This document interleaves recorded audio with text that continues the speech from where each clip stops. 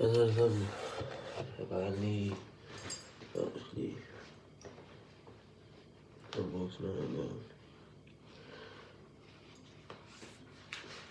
Der er rigtig mange af jer, der sådan spørger.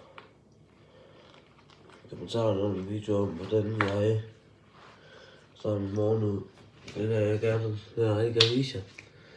Jeg kan starte en morgen ud med, at jeg går i køkkenet. Så tager jeg iskaffe. Fra med kage, og det har jeg.